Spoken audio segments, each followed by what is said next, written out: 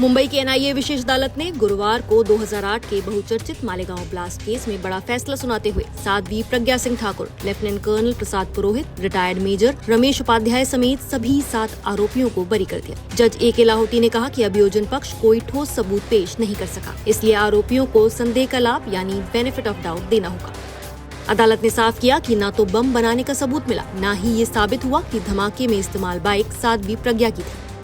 आपको बता दें कि साध्वी प्रज्ञा मध्य प्रदेश के भोपाल से बीजेपी सांसद रह चुकी हैं और इस केस में मुख्य आरोपी थी। फैसले के बाद साध्वी प्रज्ञा सिंह ठाकुर कोर्ट में भावुक हो उठी। जज ए के लाहौटी के सामने उनकी आंखों से आंसू छलक पड़े। उन्होंने कहा, मैंने सालों तक अपमान सहा, कई संघर्ष किए। मुझे तब कलंकित किया गया जब मैं निर्दोष थी। आज भगवा की जीत हुई है, हिंदुत्व की जीत हुई है। भगवा आतंकवाद का झूठा आरोप अब पूरी तरह झूठा साबित हो गया है। कोर्ट से बाहर निकलते हुए साध्वी ने कहा, मेरे जीवन के 17 साल बर्बाद हो गए। जिन्होंने भगवा को बदनाम करने की कोशिश की, ईश्वर उन्हें दंड देगा।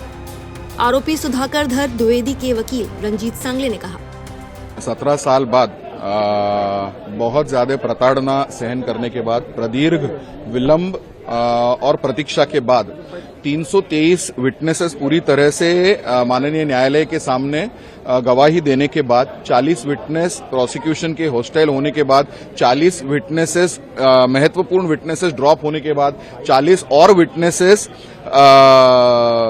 दिवंगत होने के बाद आज कहीं पर न्याय होगा और इस पूरे मुकदमे को पूर्ण विराम मिलेगा, ऐसी अपेक्षा है। और माननीय न्यायालय न्याय करेगा, क्योंकि हमारे खिलाफ कोई सबूत नहीं थे।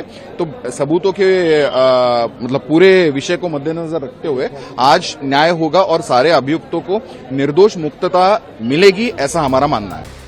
आपको बता दें कि 29 सितंबर 2008 को महाराष्ट्र के नासिक जिले के मालेगांव शहर में रमजान के महीने में एक LML फ्रीडम बाइक पर प्लान किया गया IED धमाका हुआ था। इस विस्फोट में 6 लोगों की मौत हो गई और 100 से ज्यादा घायल हुए। धमाका ऐसे इलाके में हुआ जहां मुस्लिम आबादी अधिक थी। इससे इलाके में भारी दहशत फैल गई। शुरुआती जाँच महाराष्ट्र एंटी टेररिज्म स्क्वाड यानी ATS ने की और 12 लोगों को गिरफ्तार किया गया। आरोप लगाया गया कि ये साजिश अभिनव भारत संगठन से जुड़ी थी। ATS ने कहा कि कर्नल पुरोहित ने कश्मीर से RDX मंगाया और बम तैयार किया, जबकि प्रज्ञा की बाइक पर विस्फोटक लगाया गया। IPC, UAPA और यहां तक कि MCOCA तक की धाराएं लगाई गई। 2010 में जांच राष्ट्रीय जांच एजेंसी यानी NIA को सौंप दी गई। NIA ने 2016 में सप्लीमेंट्री चार्जशीट दाखिल करते हुए कहा कि कई आरोपियों, जिनमें साध्वी प्रज्ञा भी शामिल है, के खिलाफ सबूत पर्याप्त नहीं है। एजेंसी ने MCOCA हटाने की भी सिफारिश की। इसके बावजूद 2017 में कोर्ट ने 7 आरोपियों पर IPC, UAPA और एक्सप्लोजिव सब्सटेंसेस एक्ट के तहत मुकदमा चलाने का आदेश दिया। दिसंबर 2018 में ट्रायल शुरू हुआ। अदालत में 323 गवाह पेश हुए, लेकिन 34 गवाह मुकर गए और 30 से ज्यादा गवाह गवाही देने से पहले ही मर गए। अभियोजन ने 100 से ज्यादा पीड़ितों और घायलों को गवाही के लिए बुलाया। अप्रैल 2024 में अंतिम बहस हुई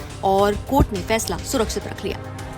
फैसला सुनाते हुए कोर्ट ने कई खामियां गिनाई। जज ने कहा कि धमाके के बाद पंचनामा सही ढंग से नहीं हुआ, घटनास्थल से फिंगरप्रिंट नहीं उठाए गए और बाइक का चेसिस नंबर तक पूरी तरह बरामद नहीं हुआ। साथ ही अदालत ने माना कि साध्वी प्रज्ञा उस बाइक की मालिक थी, ये भी साबित नहीं हो सका। कर्नल पुरोहित पर लगे आरोपों पर कोर्ट ने कहा, ऐसा कोई सबूत नहीं है कि उन्होंने RDX की सप्लाई की या बम तैयार किया। अदालत ने टिप्पणी की, आतंकवाद का कोई धर्म नहीं होता, लेकिन सजा केवल नैतिक आधार पर नहीं दी जा सकती।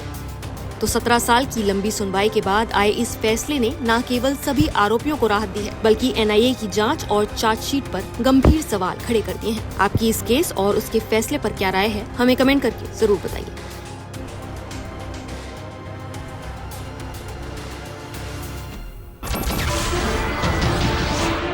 नमस्कार, मैं हूं मानक गुप्ता।